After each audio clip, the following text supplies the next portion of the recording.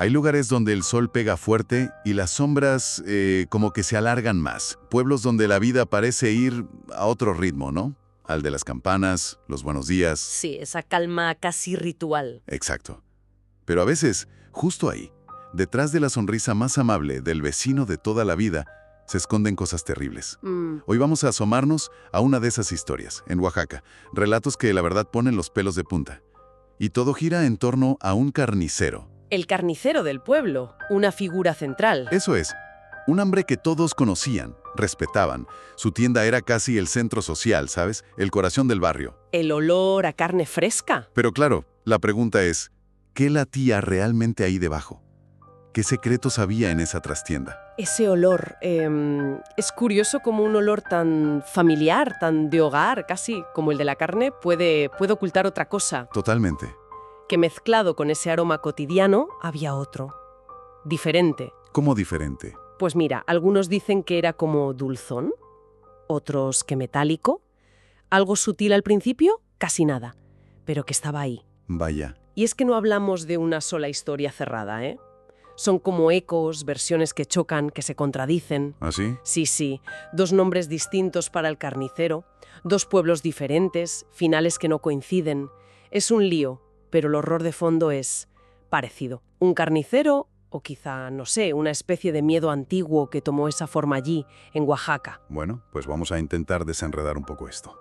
A ver, una de las versiones nos lleva a San Miguel Teotongo, y el nombre es Don Eliseo Ramírez. Ramírez, vale. Un tipo trabajador, un pilar, dicen. Su fama iba más allá del pueblo.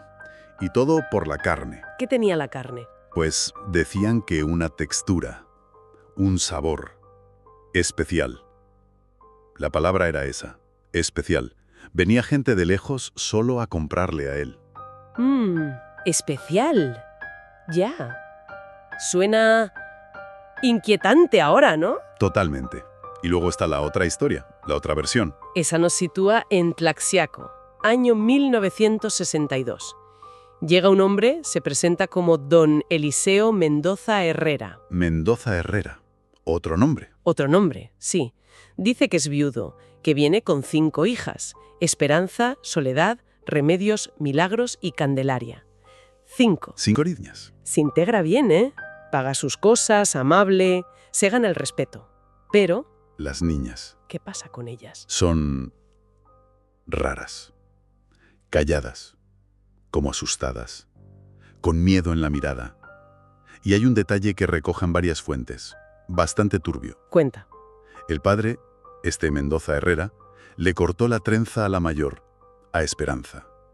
Una trenza larguísima, pero no de cualquier manera. ¿Cómo? La midió. 70 centímetros exactos. Midió el pelo antes de cortarlo. Madre mía, 70 centímetros, qué obsesivo, ¿no? ¡Qué control! Exacto. Un control que hoy, claro, nos parece una señal de alarma enorme. Y ahí en esos detalles es donde la cosa empieza a oscurecerse de verdad, ¿no? En la versión de San Miguel Teotongo, la de Ramírez. Ahí se habla de desapariciones, poco a poco. ¿De quién? Pues familiares lejanos que iban de visita, algún pariente político, gente que llegaba y de repente, pues, ya no estaba. ¿Y nadie decía nada? Las excusas eran buenas, ¿sabes? Se mudaron, encontraron trabajo fuera. ¿Quién iba a sospechar de don Eliseo, el buenazo, de don Eliseo Ramírez? Claro, la fachada perfecta. Pero en Tlaxiaco, con Mendoza Herrera, la cosa es, aún más cercana. Más terrible, si cabe. ¿Por qué? Porque las que empiezan a desaparecer son sus propias hijas. No me digas. ¿Las 5? Una a una. Primero Esperanza, la de la trenza. Luego Soledad. Supuestamente la mandó a trabajar a Oaxaca ciudad. Dio una dirección y todo. ¿Y? La dirección era falsa. Nadie vivía allí con ese nombre. Después, las mellizas, Remedios y Milagros. Dejan el colegio a mitad de curso. Sin más. ¿Y la pequeña? Candelaria. La última vez que la ven es en misa, un domingo. El padre da excusas a la maestra, al cura, pero nadie las ve irse. Algún transporte tendrían que coger, ¿no? Claro, solo había un autobús que conectaba el pueblo, y el conductor, un tal Aurelio Vázquez, lo dijo bien claro años más tarde. Esas niñas nunca subieron a mi autobús. Nunca. Qué escalofriante. Pensar en esas niñas desapareciendo así, una a una, de su propia casa, silenciosamente. Terrible. Y luego está el olor, ese detalle que conecta las dos historias. El olor extraño, sí. Exacto.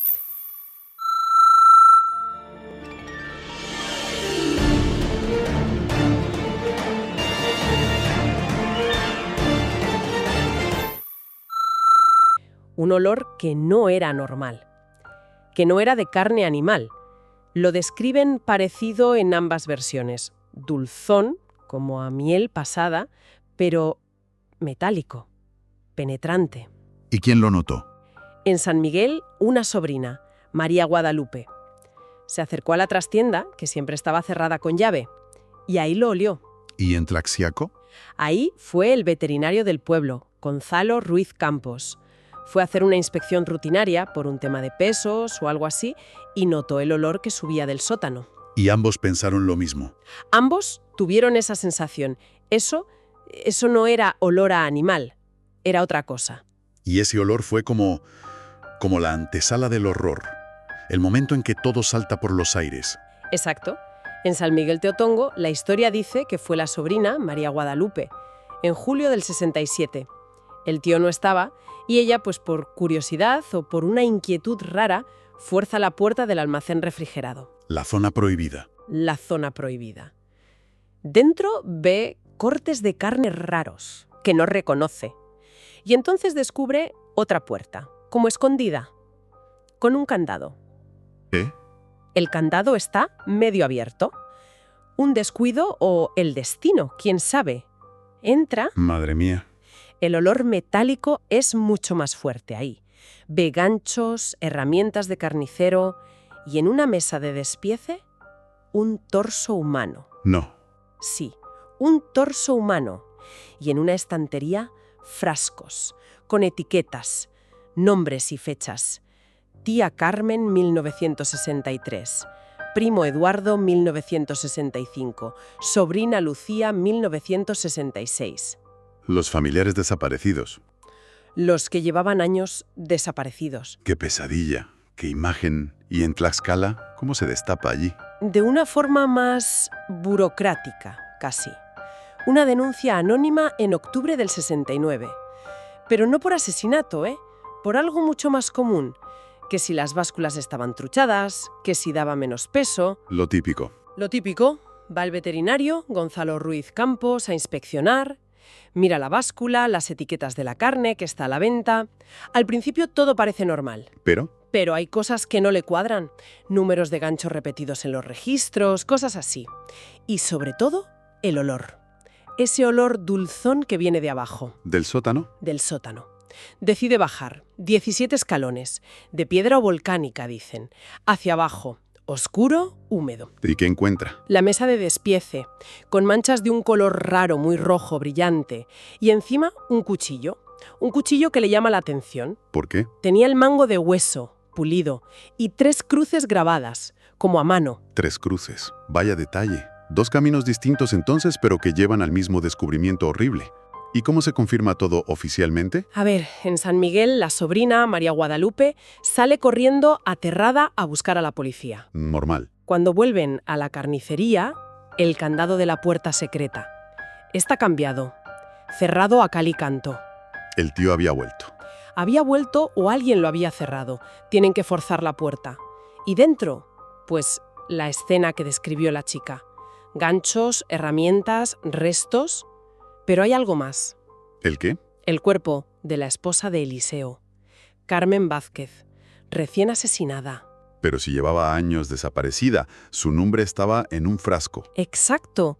En un frasco ponía 1963. Pero allí estaba su cuerpo, reciente. Y junto a él, una libreta. ¿Una libreta? Sí. Una especie de manual, detallando cómo descuartizar un cuerpo humano para aprovechar la carne al máximo. Una carnicería humana, paso a paso. Es que no tengo palabras. Es inimaginable el shock en un pueblo así y en Tlaxiaco. Sin cuerpos, ¿cómo se confirma? Pues de una forma más fría, sí. Más de laboratorio, pero igual de terrible. El veterinario, Ruiz Campos, con la mosca detrás de la oreja por el olor, el cuchillo, las irregularidades, toma muestras. Muestras de carne. 27 muestras de carne del local y las manda al laboratorio estatal. Allí, un técnico, Arturo Salinas Medina, hace la prueba de precipitina. ¿Eso qué es? Es una prueba estándar para saber si una muestra de sangre o tejido es humana o animal. Ah, vale. Pues la hace y le da positivo a humano. Como no se lo cree, la repite. Y otra vez, positivo. Y una tercera vez. ¿Y el resultado? No hay duda. 16 de las 27 muestras son humanas. Estaba vendiendo carne humana en la carnicería. 16 muestras. Dios mío. Carne humana. A la venta. Para todos. Exacto. Y aquí es donde las dos historias se separan radicalmente, ¿no? No solo en los detalles, sino en el final, en la justicia. Totalmente. En San Miguel Teotombo, la historia de Eliseo Ramírez acaba con su captura. Se escondió unas semanas, pero lo pillaron.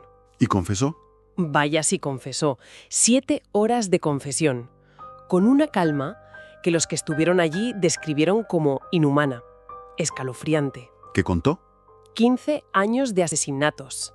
Dijo que empezó en 1952. Una sequía, una pelea con su cuñado José por dinero, un golpe con el mazo de Matarife y un muerto. ¿Y decidió? Decidió que lo más práctico, dijo él, era deshacerse del cuerpo usando sus habilidades de carnicero. Trocearlo. ¡Qué pragmatismo tan macabro! Y lo que nos esperaba, según contó, fue el éxito. Vendió esa carne como un corte especial. Y a la gente le encantó. El sabor, la textura, decían que era superior. Podía cobrarla al doble. Y ahí empezó todo. Ahí nació el sistema. Empezó a elegir víctimas. Familiares lejanos, gente de visita que nos echaría en falta enseguida. El registro oficial habla de al menos 23 víctimas. ¿23? Pero lo más espeluznante es el diario que encontraron, el que estaba junto a la libreta de despiece. ¿Qué ponía en el diario? Calificaba la carne. Tía Carmen, la más tierna. Primo Roberto, fibroso. Anotaba cómo engordar a algunos antes de matarlos, e incluso justificó matar a su mujer al final. Carmen ya no es confiable. ¡Qué horror! Es la deshumanización total. Los psiquiatras hablaron de eso, ¿sí? Una desconexión absoluta con cualquier tipo de moralidad. Un monstruo. Una historia cerrada, entonces. Con confesión, con pruebas, con horror explícito, pero en Tlaxiaco. En Tlaxiaco, la historia de Eliseo Mendoza Herrera se diluye, se esfuma, en la impunidad más absoluta. Con 5 hijas desaparecidas. Pues sí, el 23 de diciembre de 1969, justo antes de Navidad, el juez Tomás Abundés Castellanos cierra el caso. Carpetazo. ¿Por qué? ¿Cuál fue la razón? La justificación oficial es demoledora por lo simple. Falta de cuerpo del delito. ¿Cómo? Sin cadáveres, las pruebas científicas, las desapariciones no eran suficientes. Legalmente no había pruebas de asesinato. No me lo puedo creer. Pues así fue. Y esa misma noche, Eliseo cierra la carnicería. Para siempre. Al día siguiente, muy temprano, llegan unos pintores. Y pintan todo el local de blanco. Todo. Incluidos los 17 escalones del sótano. Borrando las pruebas. Borrando todo. En enero del 70 vende el local. Y desaparece. Nadie supo dónde fue. La única pista, si se puede llamar así, es el testimonio de otro conductor de autobús, Evaristo Mendoza García. Dijo que un hombre, con su descripción, se subió a un autobús que iba a Puebla. Y ya está. ¿Y el cuchillo? ¿El del mango de hueso? Desapareció, misteriosamente, del archivo de pruebas del juzgado. Se esfumó. ¿Y el propio Eliseo Mendoza Herrera? El remate final. En los registros oficiales de Tlaxiaco nunca existió nadie con ese nombre. Como si nunca hubiera estado allí. Como un fantasma. Es increíble. De verdad, ¿cómo es posible? ¿Cómo pueden pruebas tan claras simplemente disolverse? ¿Qué silencios hay ahí? ¿Qué miedos, qué complicidades permiten que alguien acusado de algo tan brutal simplemente desaparezca del sistema? Esa pregunta, yo creo, sigue flotando en las dos comunidades. De formas distintas, pero sigue allí. El trauma fue brutal, colectivo. Imagino. Ponte en su lugar. La náusea, el horror de pensar en todas esas comidas, las fiestas del pueblo, los tacos que te comiste tan a gusto y ahora saber o sospechar qué podían contener. Uf. En San Miguel, El cura de entonces, el padre Gabriel Montoya, hablaba de un shock silencioso, como una maldición que cayó sobre la gente. Empezaron a evitarse, el consumo de carne bajó en picado. ¿Y en Tlaxiaco? Allí, el local de la carnicería se quedó como maldito. Ningún negocio que pusieron después funcionó. Duraban 2 días. Se convirtió en un tema tabú, un secreto a voces que pasaba de padres a hijos en susurros. Y eso nos lleva a otra pregunta incómoda, ¿no? La del conocimiento reprimido. ¿De verdad nadie sospechó nada antes? ¿Nadie vio nada raro? Es difícil creer que no, ¿verdad?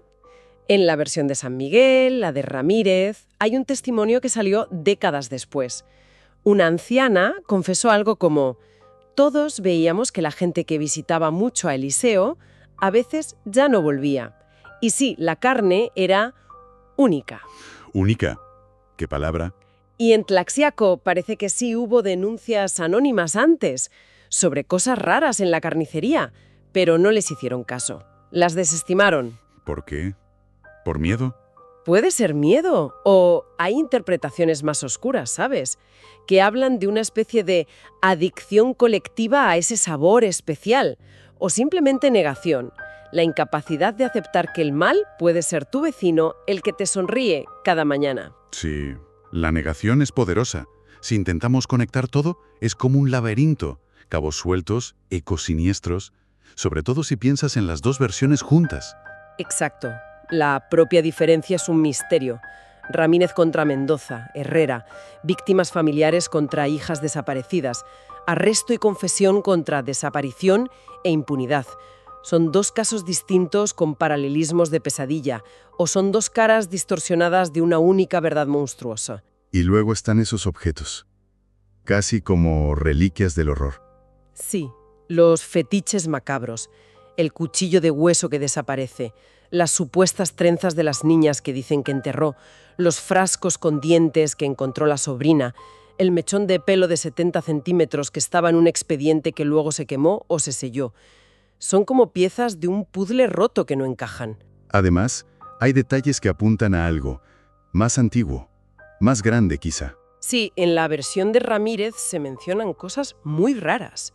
Un abuelo suyo, también carnicero, en Chiapas, con fama de prácticas extrañas, cartas en código que se escribía con otros carniceros de la zona, supuestas conexiones con rituales zapotecas antiguos, de sacrificio, incluso un manuscrito familiar que hablaba de un procesamiento sagrado. Procesamiento sagrado, madre mía.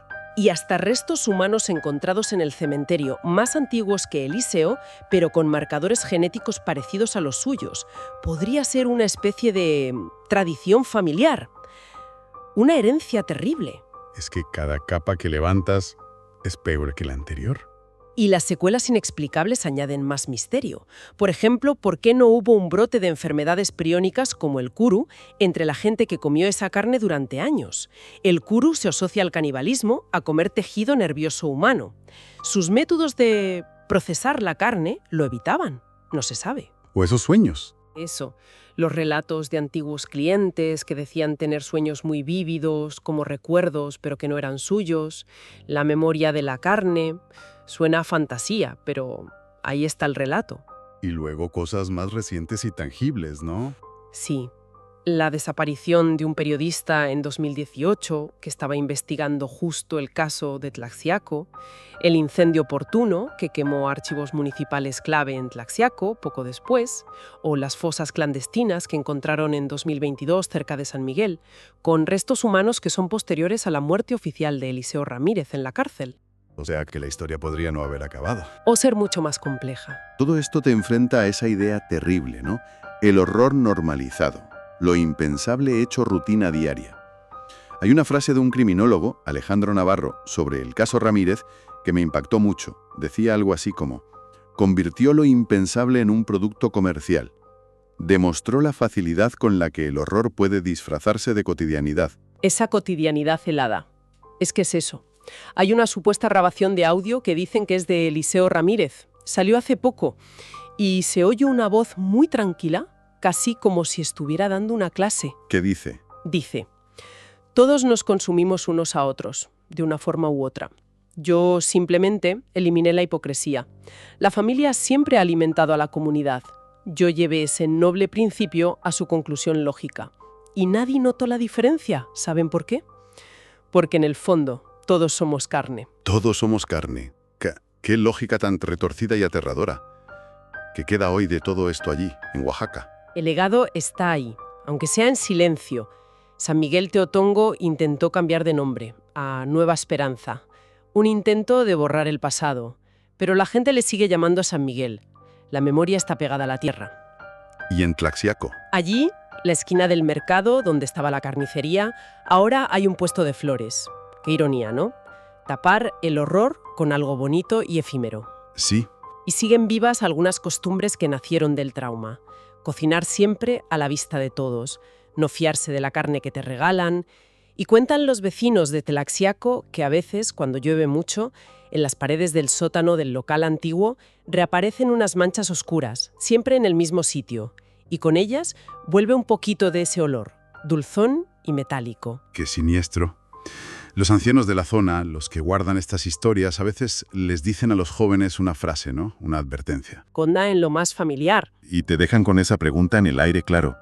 Una de esas que quizá no queremos hacernos. ¿Cuántos horrores parecidos, grandes o pequeños, pueden estar pasando ahora mismo?